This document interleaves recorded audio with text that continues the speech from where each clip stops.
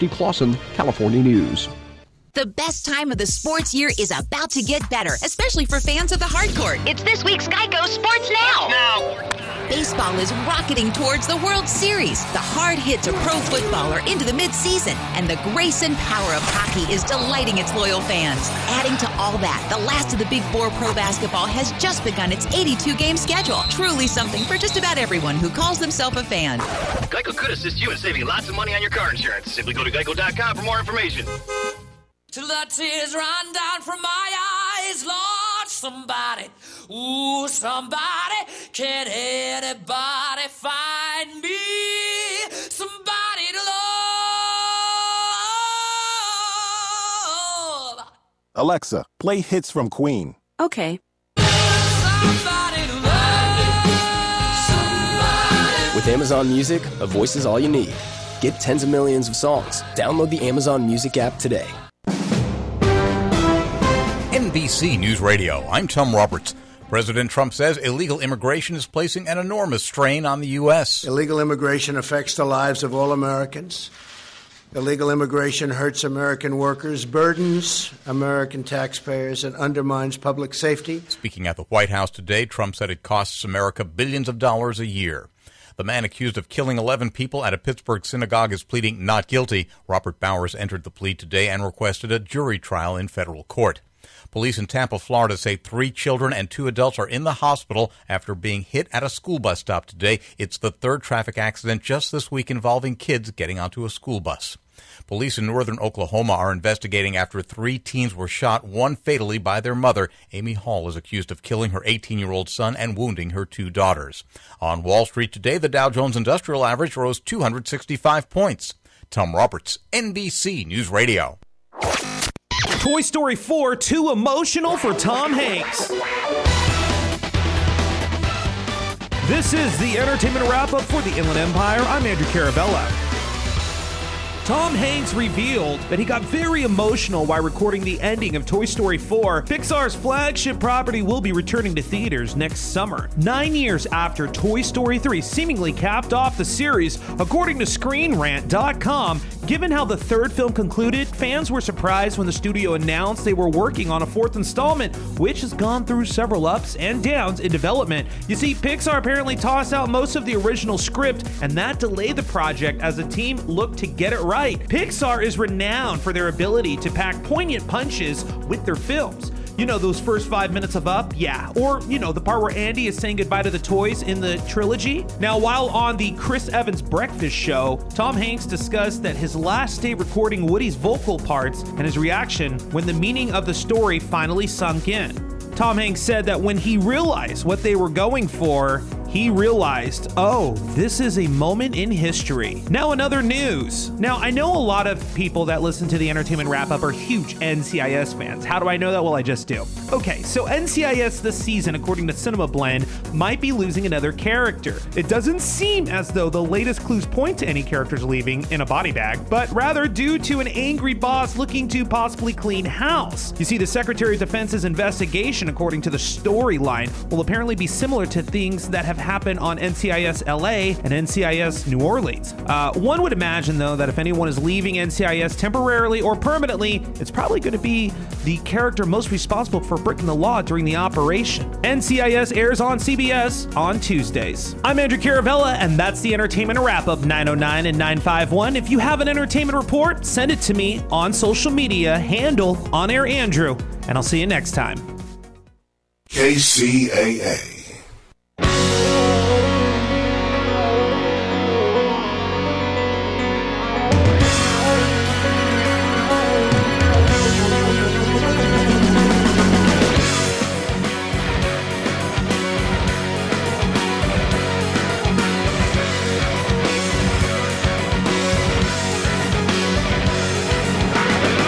Live from the NBC News radio broadcasting studios of KCAA, 1050 AM, 102.3 FM, and 106.5 FM, located in beautiful, sunny California. Thanks for tuning into the Water Zone. I'm Rob Starr, along with the Irrigation Man of the Year, I just made that You up did, for you. yeah. I appreciate that. I get a plaque now. I did. I have to buy you a little. You know those little cups? I can buy you those little trophy cups. Yep. Anyway, Mr. Chris Davies, give him a hand. Yay! How are you tonight, Rob? I'm great. I was going to bring you a hand. Oh, a hand from the Halloween thing. It was just here you go. Would you like a hand up? Yeah. Would you like a hand down? That's right. Would you like a hand over? Or give me 5, and you throw the 5 fingers at them. So, how many people came to your house? Not many. I mean, you could count them on your hands. Not on your fingers? Yeah. 2. 2. I had 2 people, 2 kids. I guess they between, I'm guessing 10 and 12. They rang the doorbell once. My dogs went crazy, and that was it. And so they took a candy. I go, wait a minute, come here. They took a handful of each, put it in, because got tons of candy. Yeah, so that's the problem. Now we're stuck with 6 pounds of candy each, and on the dining room table, just sitting there. I got some here. And calling us every time you leave the door. Oh, it's absolutely crazy. Well, not as good as the 14-pound bar of chocolate you bought for $10. So. $14.95. Yeah, that was last year. $14.95. But that was last year at Christmas time. Yeah. And if anybody likes dark chocolate, I don't know if they do it every year, but Trader Joe's had a 5-pound bar of chocolate. If you're watching us on KCAARadio.com, you can see. I guess it's about 15, 16 inches long by about maybe 8 inches wide and inch thick. $14.95. Yeah, that's a steal for dark chocolate. Dark chocolate. It was good. I told you, my wife wanted to know who I bought it for. As I was giving it to some girl, I said, no, I bought it for me. How long did it take you to answer that? Yeah. You're looking at him. It lasted a while, but it was good. Yes. It was really Well, I really want to good. throw it all in the trash. I don't really want to eat all of that chocolate, right? And then, but my wife says if you throw it in the trash, it'll attract the bugs. It could. Yep, yes, and the cockroaches and stuff like that. That's why we have a can of Raid. So, you know what? If cockroaches can live through, atomic bombs and all of that stuff and live through the apocalypse, makes you think, what's in a can of Raid? We'll have to try some.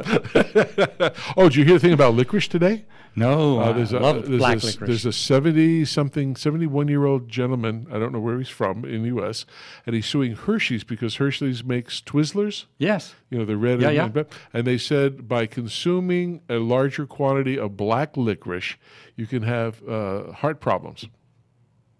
Really? Yeah, and he's That's suing not him. good news for me.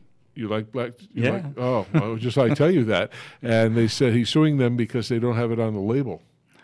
Wow. So I didn't know you like black. I do. Yeah. Licorice. Yeah. My wife likes black licorice. No, I won't do that. Anyway, what's coming up is the got to mention it's the 2018 irrigation show. Yep. That's going to happen. And for all our listeners, I know it's an industry show, but the public can go as well.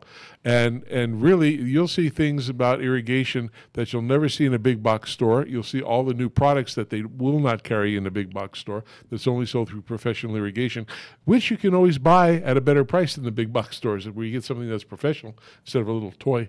But if you want to firsthand look at the latest irrigation technologies, products, and services on the market, go to the 2018 Irrigation Show and Education Conference, and it's where you got to be. The annual event is scheduled for December 3rd through the 7th at the Long Beach Arena. Boasts over 4,500 attendees and exhibitors.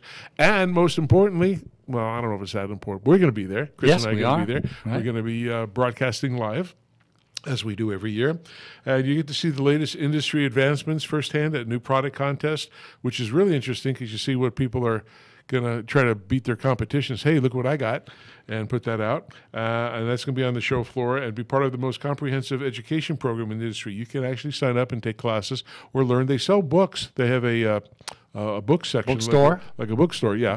And you can buy all kinds of things to tell you how to install. I mean, things that you probably don't know if you're a DIY homeowner, but this thing will teach you. It's great. Yeah. And even if you aren't in the industry, as you said, Rob, and you're just a down home, do-it-yourself guy, you like to do stuff yourself and see how it works out, come to the show. You really see some stuff in there, the stuff that the professionals and the contractors use. And you get plenty of people to talk to. Yeah, who know what they're talking about. Exactly. Not like the guy at the big box store who has no clue to what you have and sells you the wrong valve and the wrong fitting. Go over to, it's on aisle 12. Yeah, you'll find it there. Yeah. You won't find anyone there to help you, but you'll find the... after a half an hour of looking. So what you got to do is to find out more about the show, please go to www.irrigationshow.org. Again, www.irrigationshow.org. And early bird registration ends November 1st. Oops. But I think they'll still take you. Don't you? Yeah, I do. Yeah, I think that's just their professional announcement that they put out, but I'm sure they'll take you. Yep. Hey, so you know, I'm sure you've been reading, not lately, but you know about Flint, Michigan. Yes, indeed, I do. How great that water is. Yeah, delicious. tasty, delicious and nutritious. Right. Tastes just like chicken. Well, leaded chicken. But did you know that the same thing is happening here in California? Yes, in we do. both northern and southern California. So today the state puts county in temporary control of troubled sativa water in Compton. And they went in and they went to the water agency and they told them they're no longer in charge and they're all dismissed, all the board members, the general manager. But what I don't understand is why aren't they in jail? Yeah. They just go in and just say, hey, thanks for helping out, but this is your last day. Here's your cardboard box. Pack your stuff, and we'll see you later. But meanwhile, they were feeding all this dirty, crappy water to little babies and families. Knowingly, yeah. Yes, knowingly, and they didn't do anything. And shame on the government, because I don't know who else to blame on this thing. You know, is that something the EPA should have came in? I believe I know they have rules and regulations, but the federal, the state, the county, the city, they all should have went there and not just fire these people, take them to court. I mean, what they did is ridiculous. Yeah, I think that's my opinion. Yeah. So, anyway. All right. What else is happening in water news? I saw some information about the new water plan. Yes. Did you see that in the e-news? Yes, I did. Yeah. No, go ahead. Oh, I was gonna. You've got the sheet right there in front of you, as I see. So in the, I'll share with you. Yeah. So, I didn't want to hog the show. We're fighting over who's gonna get the sheet of paper. But I also noticed that you got to print it out in color. I have the nicer printer. I have the nicer printer. Right. So basically, the bottom line is, almost $25 million in funding awarded. So hopefully that'll go to a lot of good work. It'll be appropriated the right way and into programs that matter, and not unwillfully spent, as we see happen so many times. And we have a Proposition 3 here in California. Yep. That's going to be interesting, of a little over $8 billion. Yes, $8 billion. And I don't know how they're going to pay it back. Yeah. And I don't know if it's going to, if they're going to, it's just like the roads. We all paid more taxes to fix the roads, and then they took the money to build the train to nowhere, and then there's no more money. I mean, it goes on and on and on. Yeah, and here in California, Prop W as well, so Measure W as well. An interesting water bond that's coming up. We'll see how the voters do next week. There are some good stuff going on, though. I don't know if you saw this, Rob, but a fiscal report on reclaimed water, right? So a lot of water companies, water purveyors, water agencies are now building water reclamation plants. Yep. And the thing is what to do with that water, right? Which you can reclaim it to a certain extent and use it in non-potable water systems and for irrigation and things like that. Put it in the ground. But there's so much more of it, right, that they're producing than can be used. So they're starting to, just as you say, put it into the ground, right, to recharge the water basins. The cost savings, the economic upside is pretty great. I mean, everybody knows the cost of water is expensive. Right. $600 an acre foot if you get clear water, and the availability of it. And the availability we get into the drought situation. Yep. So yeah, it's exactly reclaimed water now carrying a cost anywhere between $150 and $250 per acre foot, much less expensive. Oh yeah, to use as a groundwater recharge source. It's about time we get smart. Yes, and I mean, just an average. I was just reading some notes here. I'm just going real quickly through here, but most of the cities, the average is about 10 to 12 million gallons per day produced in from effluent water into non-potable reclaimed water. That can be put into basins and reclaimed through percolation. How's the water get from the reclamation to the aquifer where they need to stick it in the ground? Yeah, so it's in settling basins. What they do is they'll introduce it into the basins, right? The creeks and the streams into that flood into the percolation basins and let it recharge that way, right? They've got to have a way to move it, and the best way to move it is in the existing infrastructure that's there that works on gravity. They're not. Yeah, they're not going to build pipes. Right. It works on gravity. Pump it in there, put it into the percolation basins, and let it do its work. Excellent. Hey, somebody did something right. On the Oroville, the spillways. Yeah. They completed it on time. Yeah. They said it has just some little cleanup stuff, but the majority of it's done. Yep. But you know what that cost? $1.1 billion. Little more than what they thought it was going to cost. A little bit more than what they thought. That's why I get sketchy about some of the propositions that we see of the money, because sometimes it drags on and they came up with some really low number. I also worry, like in California here, as I said, with Prop 3, where they want to put in this $8.5 billion and pay it back over 30, 40 years. I think they can only pay back like 300 something. It's going to be a long-term debt. And I'm just worried that they're going to take the money from those kind of programs and move it to something else. Yeah. And don't get used 100%. Again, why do we as citizens let that happen? How do we let that happen? By electing the same people. Yeah, that's right. By electing the same people and the folks that have done it in the past, and will do it again. Yeah. Vicious cycle. It goes on and on and on. Anything new else that you've? No, not really. I mean, we can get into the political stuff, but we have a terrific guest that we've got staged for coming on, so we don't want to take up too much of the rest of the airtime. No. I'd love to talk more about politics. As you know, we have our own, Rob and I have our own stirring conversations. Every day. Every day regarding that.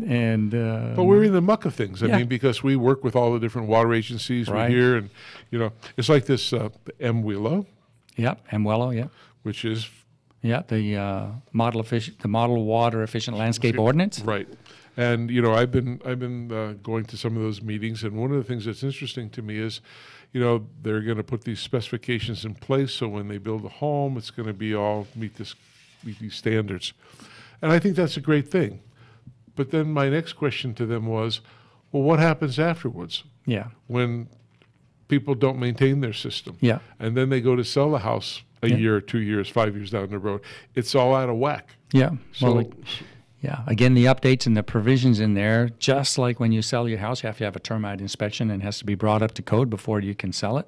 They haven't discussed that yet. No, they haven't discussed that, but part of that update to that is to make the irrigation system, all of the plumbing and the irrigation system in the home up to code, in order for you to make a legal sale of your house. You think that's going to happen? Well, it depends on your political bent, right? Whether you want the government to dictate that you have to do that, or whether you're left to your own decision to do it. That's a good question. Yeah. I mean, I wonder what the public would think about that.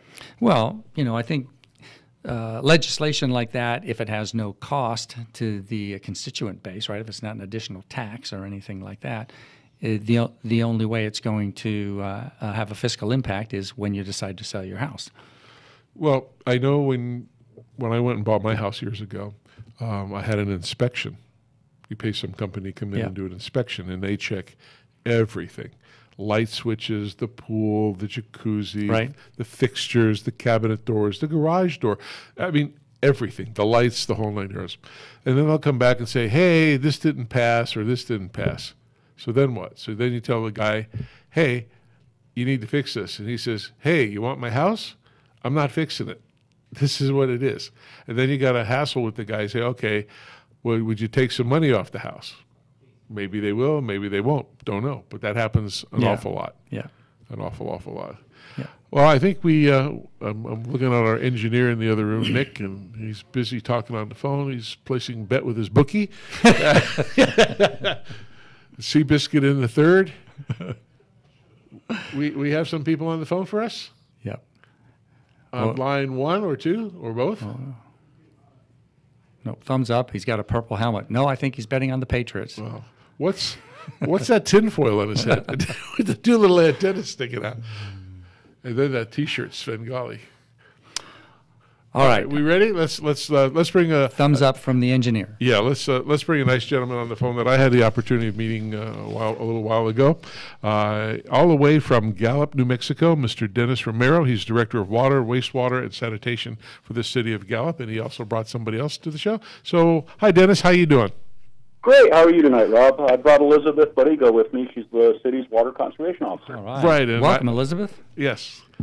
And I met Elizabeth also when I was there. And so how I met these people, just so everybody knows, we participate in what's called the Wyland National Mayor's Challenge for Water Conservation. And they go out and have 5 classifications of winners depending upon what size city you have.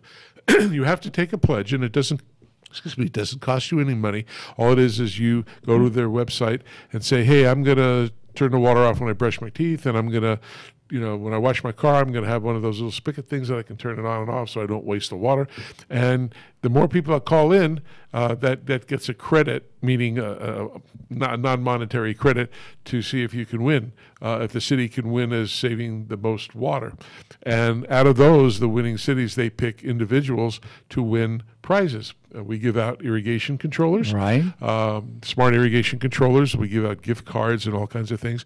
And then the city gets to pick. This year, they won. The city gets to pick a charity, and that charity receives a Toyota RAV4. That's a great prize. And also note that that I believe this is correct, Rob, but people can make their pledge online as well. Yes. The Wyland Foundation. So that's how I met Dennis and Elizabeth. And maybe Dennis and Elizabeth, you can tell us a little bit about Gallup, New Mexico, because that was the first time I was there. And I was just amazed at the makeup of people and where it is. And can you just give a little background to that first? Sure. So Gallup, we're about 15, 20 miles away from the Arizona-New Mexico border. We're an old railroad coal mining town. Really diverse population. We're surrounded by the Navajo Nation, and we have Zuni Pueblo, our neighbors to the south. And we've got some refineries around, what have you, but our population's about 22,000 people. 48% are Native American, whether they be Zuni or Navajo. Really, actually, a pretty diverse population. We've got some Middle Eastern folks. We've got a mosque in town, so there's an old Mormon outpost as well. You talk about the Wild West. Gallup at one point was the frontier. We were part of the Wild West. And Gallup was named after David Gallup, who was the old railroad paymaster. And that was the tradition back in the day when the railroad came in and established a town. They named it after the paymaster. So our namesake is David Gallup, the old railroad paymaster back in the 1800s. And Route 66 goes right through Gallup, New Mexico. So we're part of the old, the old scenic highway, nationwide highway. We're about 3 miles to the west of Albuquerque, 3 hours, not 3 miles, to the west of Albuquerque, about 3 hours to the west of Flagstaff, and about 2.5 hours to the Colorado border near Durango, Colorado, and Farmington, New Mexico. So it's a beautiful area. It's the high desert, some great geology, great sites, great outdoor activities, mountain biking, what have you. Once a year we have the Intertribal Ceremonial. It's a huge gathering. A lot of Pueblos in New Mexico, Arizona, Native Americans come in, and they have rodeos, dances, art shows, what have you, and that's in August. And in December we have our annual balloon rally coming up. You may have heard of Albuquerque's balloon rally. That's, I think, the biggest in the nation. Mm-hmm. We're smaller than that, but it's actually a real scenic, real small, just a beautiful time. We have the night glow. We have morning ascensions all over town, and bright red rocks, mesas, what have you. So it's a beautiful area, too. Yep. So that's Gallup in a nutshell. Yeah, it was the first time I was there, and it's just beautiful. And the history, and I learned a lot of things about the Indian reservations that I told my wife this, and I don't know if I should have told her this, that I was told by the winner of that charity that if you kill somebody on one of the reservations, you only get a year in jail. I've not heard that. I wouldn't want to test that. I don't believe That's what he told me. I don't believe it's true. Yeah, maybe he was pulling my leg. Could have been. I don't know. Anyway, so you guys won the National Mayor's Challenge for water conservation for your size thing. Can you tell me how you got into that? What made you do that? Were you doing it? Were you thinking conservation before? What's the feeling down there, and how you got into all of that? So I have to be honest with you. We thought about doing it the previous year, and we were swamped with infrastructure projects, what have you, and we were losing a lot of water. Basically old lines, what have you. We were replacing them.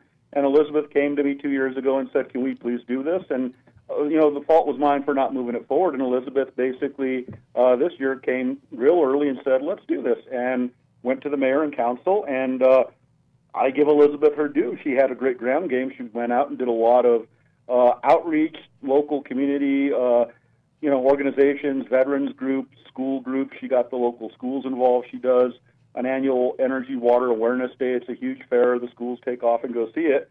So she got the local schools, local branch University of the University of New Mexico at Gallup involved, and she did a great social media campaign. And I'll turn it over to Elizabeth for some more details. Yeah, go ahead, Elizabeth. I was amazed at the amount of participation of your city.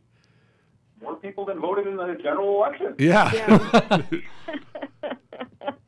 Exactly. And the amazing thing about it is we also won the most patriotic city to kind of like also in the country, a small patriotic city. And then we kind of pitched that same kind of thing. If we could win that, maybe we could win this. And so it basically comes down to all of our constituents, our citizens, telling each other and networking, and they're really good at it. So like I said, we're about 21,000 people. We had a little over 7,000 participants in this. So again, that's about a third of our population, and that's about what you see like I said, in a hotly contested general election when you're running for president. Somebody's running for president. So we were thrilled. We were amazed. What's some of the programs that you did for teaching people about conservation and such? Well, you want to talk about the Water and Energy Awareness Day, Elizabeth? That's a great one. Right. What we do is we invite, this year we got about 21 teachers, that is like volunteers, like from Sandia Laboratories to the National Weather Service, NOAA. They teach a class, a half an hour to 5 classes, and it starts pretty much 9 o'clock in the morning, and it's done by noon. And they're half-an-hour classes, and the kids rotate through. And we got 31 classes from Gallup-McKinley County schools to attend last year. And the biggest comment we get is they wish they had seen more of the presentations. They're hands-on learning. For example, you can, with the Weather Service, create a cloud in a bottle, and they have a rolling rivers trailer. So you have a regular trailer, 10 by 15, has a recirculating water system with imitation plastic sand. You can create rivers and how to stop erosion. So it's fun, interactive activities that the kids get to learn. That's what I wish I learned when I was in school. So we have that. We also have, flyers that go in our utility bills. We have some rebate programs with respect to low-flow toilets. They're pretty generous and pretty widespread, as well as energy-efficient appliances as well. So we don't just focus on water, but we're looking at energy efficiency as well. One of the great things is, so we have a utility here. We also have, a lot of municipalities don't own their own electrical distribution network. We do, and Richard Maskey, who just retired, I want to say, about 4 months ago or so, Richard's last act in his career was his culmination was the establishment of a solar park, a 10-megawatt solar park for Gallup. And what he did was actually really, really bright, savvy. He saved the city a lot of money. We really didn't have the money to build the solar park, so we have a purchase power agreement with the developer. We basically leased them the land. They came in, they built the facility, they got the tax credits, they generate the power. It's up to 10 megawatts, which is about 10% of our, daily load. And at the end of 7 years, what will happen is the city has the opportunity to purchase that after depreciation has taken place. So we get to build up our finances a bit, and then we get to take advantage of that. and the developer makes money. We eventually take over the facility, and the citizens benefit from it as well. And it was the beautiful thing about this is it's located in a floodplain, so it was designed to be elevated. All the panels, the rectifier, everything is elevated, so it's safe out of the water's path. But it was some land that really couldn't be developed. So it's one of those things. We had some lemons, we made lemonade with it, and we're thrilled with it. It's been generating power since middle of July. Actually, we had a nice grand opening. It's been well received in the community, and it's just a fantastic green project. And so we're also focusing on energy conservation and renewables as well as water conservation. Oh. So, not to be pejorative, but most of the properties that I saw didn't have a lot of turf. Right. And so, overhead sprinklers and things, there's not a lot of that there. No. I know people probably use drip irrigation and things like that. How and the income in what I saw in the majority of the town really wasn't. I won't call it upper middle class, but right. So I'm sure they like the idea of reducing costs to them, expenditures that they have, such as water and energy and things of that. Oh, absolutely. And you brought up xeriscaping or zeroscaping. We actually, it's xeriscaping, but basically we also offer rebates if folks want to convert lawns over to drought-tolerant plants and gravel and what have you. It's a fantastic program. We basically, Elizabeth's writing down some numbers, $25 per 100 square foot converted. So they get a break also, and with their low-flow toilets, when they install those, they get a nice credit on their utility bill as well. So anything we can do to help our residents not only conserve resources, but save money on their utility bill. We've got literally about 3 or 4 sheets worth of programs. And the beautiful part about this is we've been tracking water usage with respect to, since these programs came into being, we've actually reduced our water use on a per capita basis. Well, literally over the course of these programs, for 13 years, it's been about 30.2 million gallons per day just from the rebate programs for 13 years. But the bottom line is we've saved about, 13 billion gallons over 13 years just with the conservation program. And, we're in the boat that a lot of municipalities throughout the U.S. are, as our infrastructure, it wasn't upkept over time. So now we're looking at replacing a lot of old water lines, leaking water lines, and we're at the point now where, for example, in 2016, I think we told you when you came here that we had topped 1 billion gallons of water produced and distributed and what have you. Mm-hmm. Well, we reduced that in 2017 by about 100 million gallons, just basically in our water loss audit. So we're looking at that, and we pledged, our community pledged to save 32 million gallons in a year, and I was starting to sweat it, I got to tell you, and we did our water loss audit. So year over year, we reduced our water use, the water produced from 1.025 billion gallons to 919 million gallons. So we reduced it. We're pretty aggressive just with respect to infrastructure projects and with folks, conserving and our conservation program. So that's about a 10% decrease. That's about a 9.5% or so decrease year over year from 2016 to 17. And we're hoping we can do well and meet the goal that our citizens pledged of the 32 million gallons to save this current year. Yeah, I'm excited to hear how your community came together to do all of that with your guys' leadership and programs and ideas. I mean, it was incredible. And I've been to many of the awards for the Wyland Foundation because as I said, we're a partner with Wyland. And I just had such great vibes coming there, listening to you guys and the mayor and everybody else, and everybody was really gung ho. It wasn't a phony thing. We're just going to here to win the award. You really put the pedal to the metal and did what you said you were going to do, and that's amazing. Because a lot of bigger cities, they just want the recognition of it, and yeah, maybe they do something, and the year next it doesn't go the same way.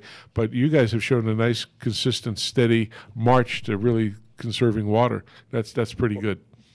And I'll tell you, our residents and our citizens are such that, quite frankly, they will check up on us. So they're going to vote, but they'll actually come knocking on our doors and say, guys, how'd you do? How did we do? We want to know. So it's a pretty active community. They're all pretty involved with respect to civic affairs, growing the community, what have you. And, we're pretty much a hub for a lot of the Navajo Nation, and we try and be a great neighbor, and we try and work with folks. It's really more a regional neighbor type, atmosphere is what we're trying to get across here, because out here, like I told you, we're a little isolated, so we have to work with our neighbors and rely on our neighbors, and hopefully they feel the same way about us, and they're willing to work with and rely on us. And it's a partnership. It's a regional partnership with the county, with the Navajo Nation, the Zuni Pueblo, the outlying communities. So when we succeed, they succeed. When they succeed, we succeed. And it's got to be like that out here. I tell you, if it wasn't, it'd be a tough place to live. I'll tell you that right now. Well, if you can stick around, we're just going to take a little break from our commercials. We'll be right back. I have a couple more questions for you. If you stick around, we appreciate it. We'll be back in just a second. So take it away, Nick.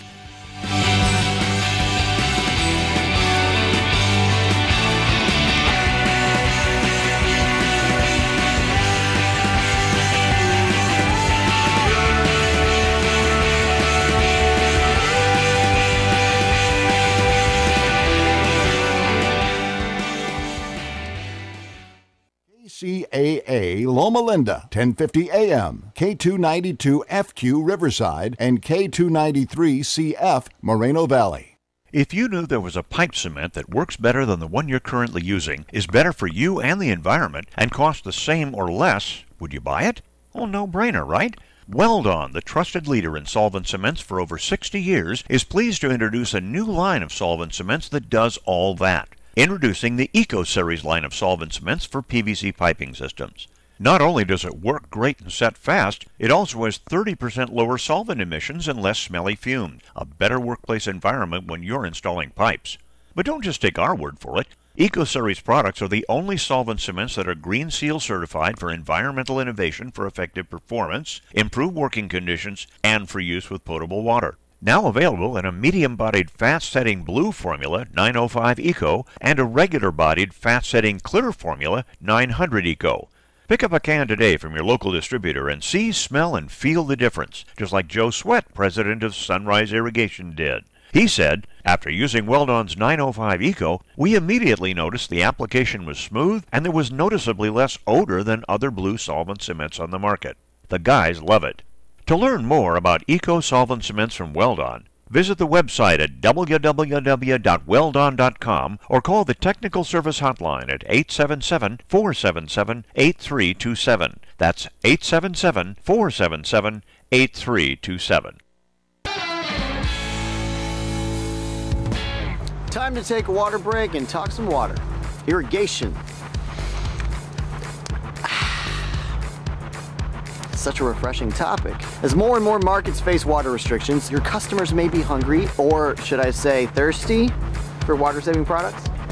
For new installations, add options like drip irrigation, controllers that respond to weather data, pressure-regulating heads, or heads with check valves. They all provide easy ways to differentiate your bids and win more jobs.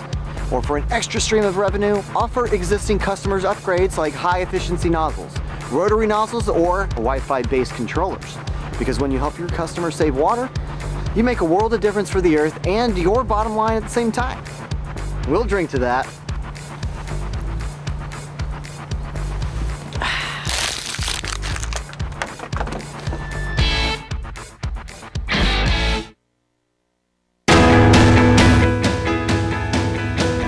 Welcome back, everybody, to the Water Zone Show with your hosts, Rob and Chris. On with us right now is our water boys. The water boys. Yep. We got to get a jacket with that, nice black sunglasses and all that stuff. Yeah. All right. So Dennis and Elizabeth on the phone with us right now from City of Gallup, New Mexico, wastewater and sanitation department. So both of you, I heard when you were making your discussions and introductions at the beginning there, talked a lot about the programs and the outreach and things that you guys are doing. Can you give us a little bit more about what kind of programs you currently have for education and outreach in the Gallup community? Elizabeth, you want to take that? Sure. We do, like I said, the rebates, and we have a free giveaway. We have gotten a couple of grants from the Bureau of Reclamation, and we've given over close to 300 free toilets away. Wow. Through that grant program. We've also done information with changing out meters and stuff like so that they're Wi-Fi capable and that they are AMR, automatic meter reading. Yeah. Automatic right? meter reading, yep. We had a guy on a couple of weeks ago. Badger meter. Yeah, Badger meter.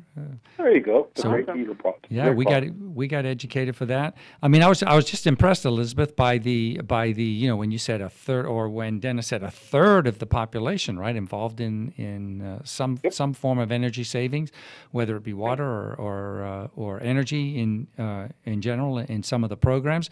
I just thought I'd give you guys the chance or the opportunity to talk about what some of the details are of those programs that you provide specifically on the irrigation side. I guess I could start that by asking the question, what's the typical irrigation layout in Gallup, New Mexico for a standard, like ranch style tract home? Is it mostly desert, or do a lot of people have lawns there? Very few actually have lawns left, Elizabeth, is what I'm thinking. There's some folks that are still holding on to them, but a lot of xeriscaping, a lot of drought-tolerant plants, a lot of older trees that are local to the area. So you'll see an occasional Russian olive are not local to the area, neither is salt cedar. I've not seen a lot of salt cedar out here. You'll see some pinon trees, pine nut trees, if you will, juniper, pinyon, that kind of stuff. Mostly natives. Yep, you'll see some sagebrush. You'll see that kind of stuff. Lawns, though, quite frankly, they're few and far between. We've got some in our parks, some in our schools, but we actually have some AstroTurf. The region likes coming here because our sports complex, we laid down AstroTurf. So you have kids that get to come play softball, baseball, what have you, on AstroTurf. So that's kind of a thrill for them. They're really nice parks. We have some sand, pit volleyballs out at the park. We do have some grass. We have a golf course, but the beautiful thing about our golf course is, Fox Run Golf Course is, we're irrigating it with recycled or reclaimed wastewater. So the wastewater treatment plant for our town is to the southwest, in the southwest portion of our town, but what we basically do is we have an effluent line, we pump it out to the golf course, and we recycle that and reuse it out there. So, yeah, that's basically what we're doing. It's about 600,000 gallons a day we're sending to the golf course in the summer, and we discharge about 2 million gallons of recycled or treated wastewater, and we've had some developers come and ask if they could actually tap into that resource as well. So my hope is that over time, Gallup's going to be a zero-discharge wastewater facility where we're going to recycle everything coming out of there, everything that's treated, and that's our hope, that's our goal, because that is a resource as well when you think about it. The interesting thing with irrigation at the wastewater treatment plant is the heads don't last very long, and they constantly have to keep changing out their rotor heads because the water is not quite as clean as potable water. So that's the interesting thing. Most of the irrigation, like you mentioned, is drip, and at our parks. So we have in the past taught Quell is similar to the AWWA training for our parks department. So and that's we'd like to promote that in the future as well, so that they are designing the irrigation and fixing the irrigation pipes, the heads, the valves, the controllers on the ground. Yeah, a lot of manufacturers these days to just tap on the robustness, and durability of the heads.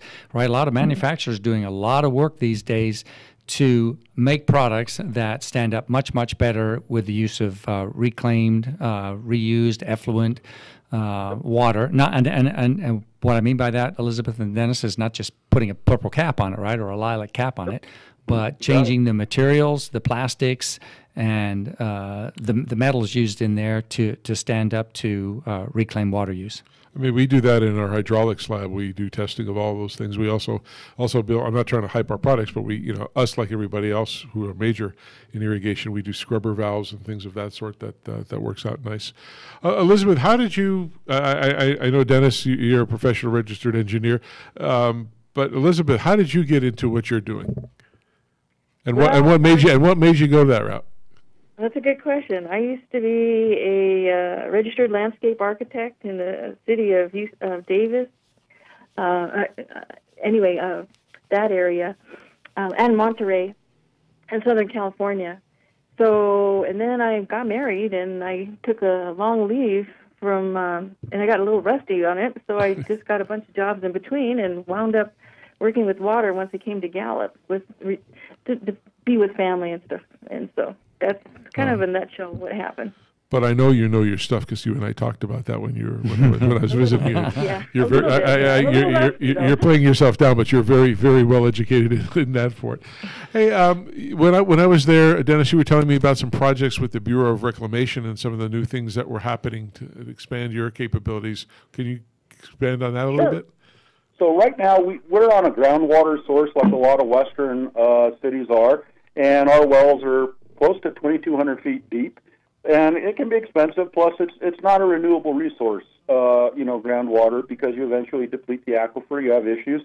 So the Bureau of Reclamation, Department of Interior, United States, they developed a project to take drinking water to the Navajo Nation. And so it was part of a water rights settlement between the state of New Mexico and the Navajo Nation. And the Department of Interior, Bureau of Reclamation stepped up, and they got under the Obama administration, it finally came to fruition with the late Senator Domenici, Senator Bingaman from the state of New Mexico. They set aside at the time about $880 million to take water out of the San Juan River, which is about 280 miles to the north of Gallup, near the Four Corners area, near Colorado, New Mexico border, Farmington, New Mexico, Durango, Colorado. And they said, okay, we'll plan a project out. We'll take water from there on the western side of the Navajo Nation, and we'll build a transmission line, a water treatment plant and a transmission line. And since the Navajo Nation settled water rights claims and prevented a long, protracted set of court cases, the feds in New Mexico came together and said, the state of New Mexico came together and said, we'll pay for a project to take water, drinking water, to the Navajo Nation. And quite frankly, the Navajo Nation, there's some great people, a lot of integrity, a lot of history, but they're still water hauling in a lot of cases. So the point is they have these communities, different chapters is what they're called, and the point was to bring the pipeline right near each one of these chapters along the highway and allow them to tap into this transmission line, thereby bringing drinking water to a population that didn't have it. And believe it, in this day and age, a fairly sizable area. The Navajo Nation, the project area for this particular project on the Navajo Nation is about twice the size of New Jersey, if you think of it like that.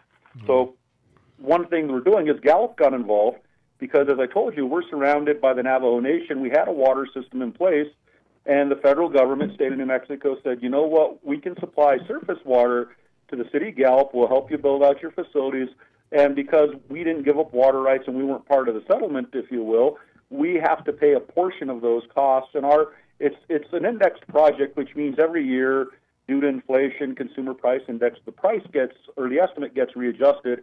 The total cost of the project, the western lateral, which is we're off of, and the eastern lateral on the eastern side of the Navajo Nation in north central New Mexico, northwest New Mexico, the total cost of the project right now is about $1.14 billion. And our commitment, because we have a credit, it was $75 million. It's at about $63 million. And when we're looking at building this out in 2024, the City of Gallup Regional System, which is what we're responsible for, if you think of it, we're building a set of transmission lines and storage tanks around the city. So we're building a hub where we can take that water, wheel it around, and wheel it to the communities surrounding Gallup as it comes in from the north, take a draw. We get about 7,500 acre-feet a year from it. And so we'll be weaning ourselves off of our groundwater supply onto a surface water supply, but we're also keeping the groundwater wells active as our ace in the hole if there's ever a drought up on the San Juan River where we can't divert water. There was the Gold King mine spill a few years ago. That was that stretch of the river. So if anything like that happens again, the water treatment plant can get shut down. Gallup can start up its groundwater well, supply the city with groundwater, plus the surrounding communities in a pinch with groundwater as well. So we've basically doubled our reliability, if you will. It's an expensive project, and it's literally, I want to tell you, it's the largest drinking water project in the United States, history of the United States. It's the whole project scheduled to come online December of 2024. That's the deadline. Right. So we're busy designing, building. We're about 2/3 of the way through it for the city of Gallup. The Bureau of Reclamation's involved in a portion of it, the federal works, state-of-the-art pump houses, transmission lines. They're looking at starting to design the drinking water plant off the San Juan River. They, I believe, are close to finishing it on the eastern side. It's the Cutter Reservoir water treatment plant. They're close to doing that on the eastern side of the Navajo Nation, and that's going to come online, I want to say, 2020. So literally, a huge area in New Mexico is going to finally get drinking water, long overdue, and I'm thrilled for the Navajo Nation. The other beautiful part about this is, with all those controls and what have you, we're running fiber optic up and down that corridor as well. So not only are we getting a resource, a surface water resource we're changing over, we're also looking at broadband capability as well. So right now, the city of Gallup has one line coming in, and if the line gets cut by a contractor, there's an outage, what have you, the whole town kind of goes down with respect to IT. This will allow a backdoor into Gallup and throughout the Navajo Nation, quite frankly, for broadband. So the potential for economic development is huge. The idea, the planners, when they came up with this project, they had designed it to, by the year 2040, support a 250,000 person population in western New Mexico. So it's a massive project. We're part of it. We're thrilled to be part of it, doing our best to work with the federal government, state of New Mexico, and the Navajo Nation. Like I said, we're trying to be partners in all of this, and regional partners, because this is going to benefit everything. Oh, absolutely. And, even though we're getting a new water source, it doesn't mean we're going to, give up on water conservation, because that's still a precious resource out here if you've ever been out to the western US. An absolute great story and a real testament to an effort towards sustainability, Dennis. Awesome. We got a surprise call-in. We sure do. And Dennis and Elizabeth, you may know this person. Why don't you say hello? Hey, Dennis. Hi, Elizabeth. It's Steve Preach with the Wyland Foundation. How are you? Hi. Wow. How you doing? Long time. Yeah, we missed seeing you. No, this is great. Wow. I love your art. I'm thrilled. I'm kind of tongue-tied. Well, I just wanted to call in and say hello, and again, congratulate you and the city of Gallup and all the residents there for their commitment to water conservation. And most importantly, what the city of Gallup is doing with its outreach programs. One of the keys in the National Mayor's Challenge for Water Conservation is sharing best practices among cities for their communication outreach. We all know that there's only a finite amount of attention in the consumer arena right now, and water certainly is an area that people really need to understand their impact and the benefits of conserving it. And you guys are doing a great job in Gallup and ensuring sustainability for the future, but we also need to keep people on alert that conditions can always change, and the more versed and educated they are about reducing their use or practicing sustainability, the more we can manage those resources for the future. So I love the show, Rob. I just wanted to say thanks to you guys in Gallup, and we hope you challenge the other cities around the nation next year to see who can be the most water-wise city. Yeah, you guys can kick everybody's butt. You did a great job. Okay. Can we actually take a moment to say thank you to all of you, Mr. Wyland, Toyota, Toro, Rob, all of you. So our charity that received the Toyota RAV is Gallup Battered Families, Inc., and I got to tell you, you guys literally changed people's lives. I don't know if you know that. With that prize, that gift, you're allowing an organization to help out people that are in a bad situation, and you're not only helping them get out of a bad situation, but that vehicle's used to take people to doctor's appointments, to counseling, that type of stuff, help out with their kids. So I just wanted to let you know you guys directly are touching people's lives and say thank you. And it's amazing what you do nationwide. It's incredible. So I've heard over and over again, making pledges is one of the best ways to get people's participation and a kind of a wonderful way that you encourage people to do something and they remember their pledge and they are going to, in most cases, follow through with it. So I think it's just amazing and wonderful, and I still have to send you a thank you. Well, We're thrilled. I mean, it's beyond words. We're just, I mean, as a community, it gives us community pride. It's incredible. In a lot of these natives, they need all of the encouragement that they can get. So, and you've provided, with this program, an amazing service to do great things and save our precious water supply. So one thing I'll also say is you have a Wyland Art Challenge for kids. So I took that to a local art director because we have some very, very talented Native American artists in the area, and I'm hoping you get some great submissions from these kids because they have a lot of talent and they have a different take on water and what it means to them. So I'm hoping you get some fantastic submissions from these kids. I'm going to send you. By all means. Yeah, we work with Wyland to publish a winning calendar and I'll send you both of you some back copies and the current copy. And we're very happy to do that for the schools and things. But I got to tell you, when I was there with Steve and we heard the story with this charity that sometimes they have to take people to court, and the court's 100 miles away. Can be, yep. Yeah, and just amazing. So I was blown away, and I tried to hide my tears so I wouldn't look like a little baby boy. But I think we were all doing that. Yeah, but I tell you, the Wylands Group does an excellent job. Steve is a great leader in that organization, helps move it forward, and he knows he has our support 1,000%. And we're happy that we get to meet people like you and all across the country. And we're very excited about making this thing keep going and going and going, even internationally. Without a doubt. Okay. One thing we also wanted to let you guys know is in about 2 years, we're going to have the 100th anniversary, the 100th Intertribal Ceremonial is taking place in Gallup. I'd love to send you guys some information on that and personally invite you, and we'll figure out a way to house you. We'd love for you to come out here, see some of the rodeos, some of the dances, and a lot of the artwork. Like I said, you would just be amazed at the level of talent in this area with respect to Native American artists. It's fantastic. I can't tell you how talented these folks are, and like I said, that's why I was so thrilled to have the art tie into the water, tie into the environment, because I think it's just a great way for folks to express themselves, and like I said, can't thank you enough. Wow. And Rob, we'd love to be there. Yeah, for having us on your show and promoting good irrigation products. I've spec'd some of yours in the past. And you're one of, the top companies, that it has been ongoing for probably half a century, I'm guessing, of great irrigation products. 105 years. Oh my! Wow. we're just a startup. yeah, just to start. We're just new. So hey, 2 years away for that 100-year anniversary. That's great. But can you we've got a couple of minutes left here. Take just a few seconds here and tell us about some shorter-term upcoming activities and events that are happening in Gallup, just for our listeners. Okay, so we do have, like I said, we've got a great balloon festival in town, and that's in December.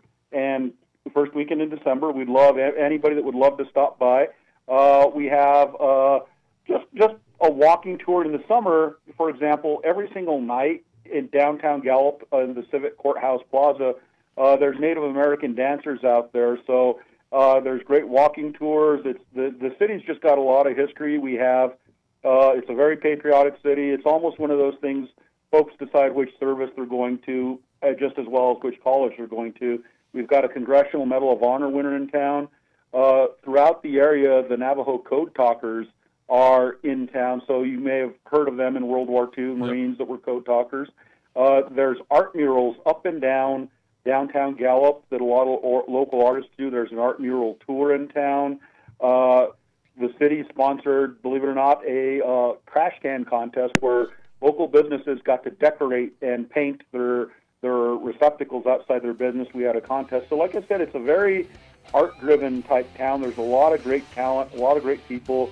We also have once a month we have the Gallup Arts Crawl, so there's local artists, visiting artists that come in, everything from weaving demonstrations to dyeing demonstrations where they dye wool. The Navajo community's got a lot going on around it. Literally, wool, weaving, what have you, jewelry making, authentic stuff. You can come out here and lose yourself in a day in the jewelry shops and art shops out here. It's just got a great vibe and some great people. We'll do that. Well, I'm going to send you guys the calendars. I do have, Dennis, your office place, so I'll send everything to you to give for you and for her. Steve, thank you very much for calling in. We do appreciate that, and we love the Weiland Foundation and everything they do. So we're up against the news hour, so we have to go. And remember, the most important thing that our listeners should have to do this week is think blue. Good night, everybody. Good night. Have a good week.